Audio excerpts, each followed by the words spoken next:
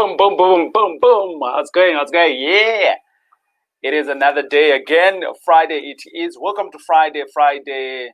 And if you've never been here before, this is what we do. We are here live every day, speaking about anything and everything around property. Boom. My name is TJ Taurai Jack, and it is great having you here. What are we going to talk about? Today we're going to talk about legacy. I switched up the dates. I thought yesterday was Fridays, and we didn't speak about Thursday legacy.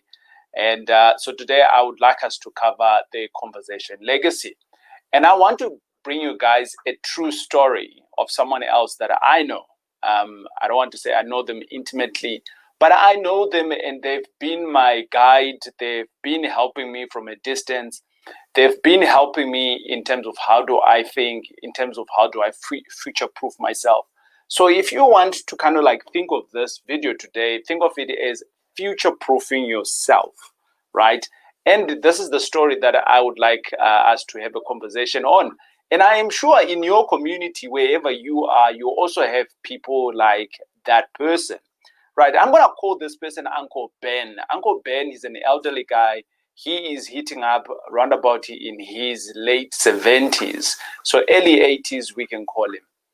I remember back in the days when I was now almost aware of who I am and my surroundings and people around me, influential people. And this is kind of like back in the 90s. I think in the 80s, I was kind of like still dumb. But in the 90s, I was very much aware, and out of that, I started understanding who is who. And I remember Uncle Ben. I said we're going to call him Uncle Ben. That's not his true name. But Uncle Ben in the 90s, he was in his prime, probably in his 30s or whatever the case is. And he was working for a global company. Actually, he was working for a bank. Yes, he was working for a bank in an international company. And he used to travel in the UK. He would come down to Africa and all of those things. And he was a young executive. I remember him, his lifestyle was more around, he had guarded his house. He had a beautiful house, 1,000 square kind of like yard with, he had 3 kids, I think he had, and a beautiful wife. And the wife was highly educated. She had a good job. And Uncle Ben was one of those guys that you just wanted to be around because, he's traveling to the UK. He knows all of these other things that we do not know here. And he's a young executive. He's always wearing up them blue suits, gray suits. The boys at the bank, they always want to dress pashash, isn't hot, right? White shirts, crispy white and all of those things. Black and brown shoes polished to the knit. And by the way, when I was at the bank, I never used to do that. But nonetheless, this is Uncle Ben. And Uncle Ben had a beautiful house. I want to stress out, he had a beautiful house. I remember when I went to his house the first time around, I was just in awe what was there. It was the first house that I'd ever seen that had tiles. So I was like, wow, what is this? What kind of a floor is this? And out of that, Uncle Ben used to take his family on holidays to the UK, used to take his kids to, general holidays. I remember at one time they had gone to Botswana at the time, and I was just like mesmerized with his kind of lifestyle. In the 90s, I think it was just before the 2000s, I remember Uncle Ben coming through to Johannesburg, and he bought a BMW cash. Yes, I said that. He bought a BMW, not a second-hand vehicle. No, I'm not talking about that. I'm not talking about your BMW that you're going to get for the 60, 100,000 and you're still driving. You know what I mean? I'm not talking about that. I'm talking proper. He ordered a BMW. He drove to Johannesburg and he picked it up cash. This is the guy that I'm talking about. Okay? I remember I'm talking about legacy today. But Uncle Ben, as if it was, he took in the blueprint of get good grades. He was highly educated, right? Get a good job. He was in a good job. He was working for a multinational company. He was working for a bank in multiple countries. And on top of that, they said work hard in there and retire after 40 years. And boom, retirement kicked in at some point. However, Uncle Ben had a bit of turbulence in between. One of his kids died somewhere in between, and his wife passed on somewhere in between, as life would have it. However, I also want to stress out to the fact that if I then come back to 5 years ago, right? So I reached out to Uncle Ben because I've always liked Uncle Ben, and I reached out to Uncle Ben, and at the moment, I'm gonna fast forward to now with where my mental shock is with who he is today. Uncle Ben is staying in his rural lands, so rural homelands. Uncle Ben is living at his parents' house. And that's sad. That is really, really sad at many levels.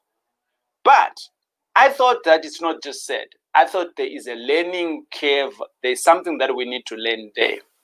Yeah. And I know that at some point, Uncle Ben was trying to do business. I know that with the time when he retired, I think like many other people, he cashed out his money and he was trying to business, and that business didn't do well, right? And I think he went on to do another business, and that business didn't do well. Luckily for him, he's got 2 kids, and the one child is in Poland now, and they're doing well in Poland, and they are married there. And another of his children, they are in Switzerland, I think. And again, they are doing very well for themselves, and they work to do something in the cyber world.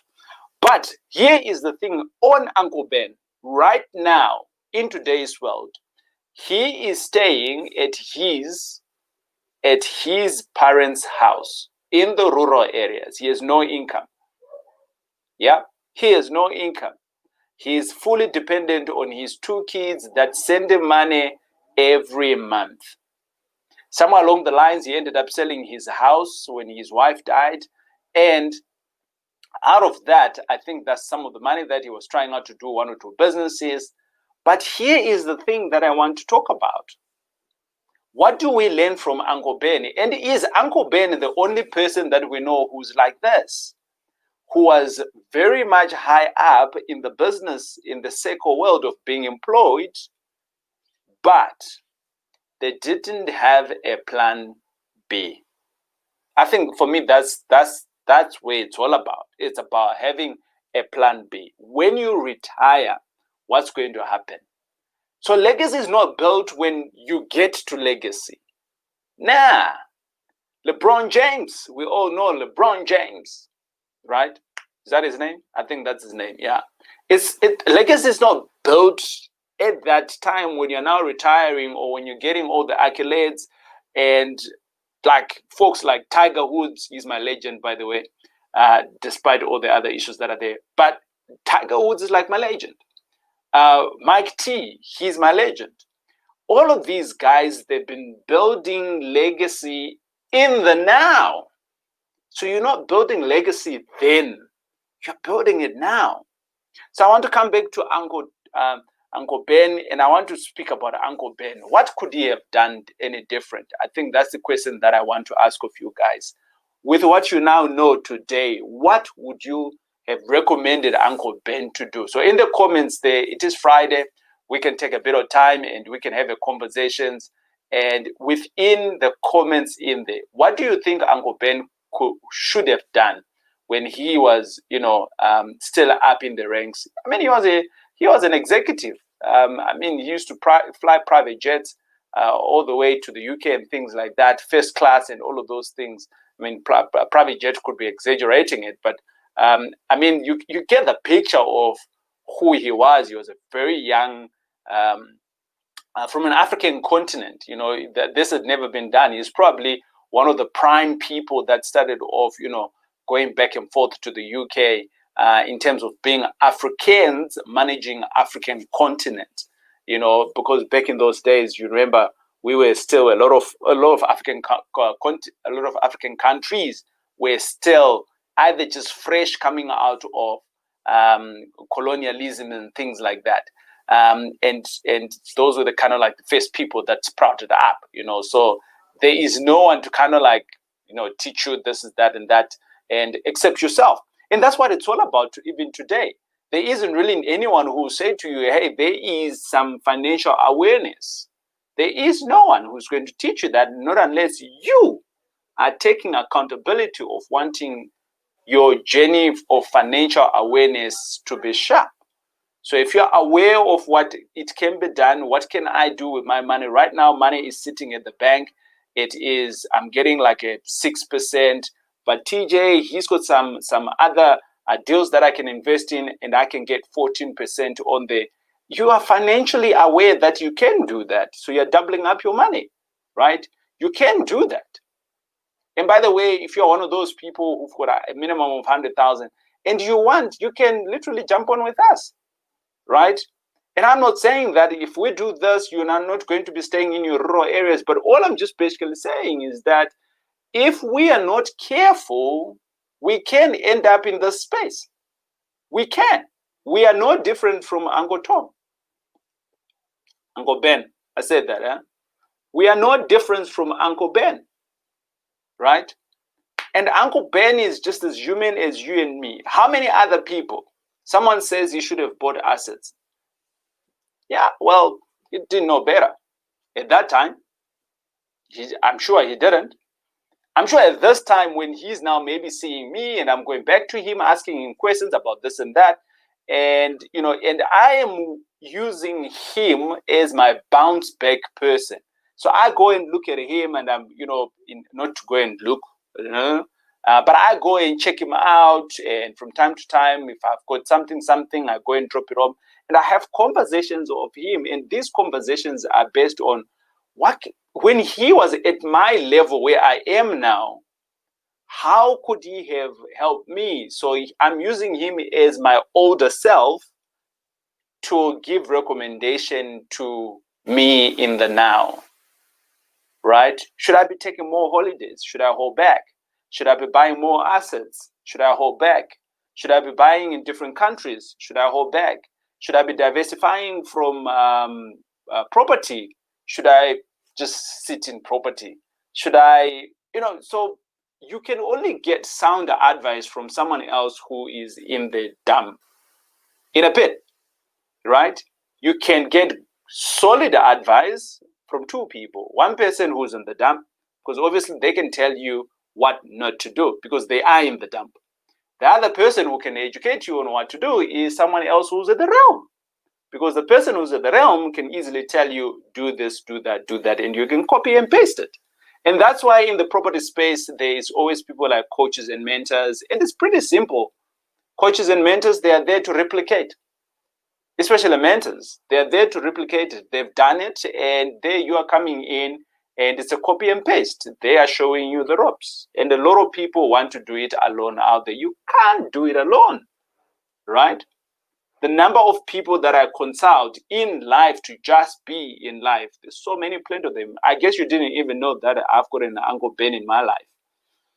He's a guy who's down and out, but psychologically he is not. So I not only look up to people that are well up, I also look up at people that are down and out, but how have they been down and out? Because I can avoid that. They can tell me, don't do that. Don't step on that. That's a grenade. Don't do that. Don't do that. Right. And that's what life is all about. So Thursday Legacy, I know today is Friday. I meant to have this conversation. I switched my topic around. I apologize. But this is what it's all about. Now, the reason why I'm buying all of these assets is because, and I'm buying properties, and I want to partner with you, is that we can avoid situations of Uncle Ben. We can avoid that. And we can go in together, partner up together, buy assets. In buying assets, we are not just dependent on being employed, but we are dependent on assets that pay us. Those assets, nobody can steal away those assets from us. Nobody can take away those assets from us. They are ours to keep. My name is Taurai Jack, and if you're wanting to hang out with me, pretty simple. In the link below, you can get in touch with us. Let us know how much you want to invest. And together we can invest alongside each other and we can make some good money out of this, getting assets to pay us for the rest of our lives. Happy Friday. Cheers. God bless. Goodbye.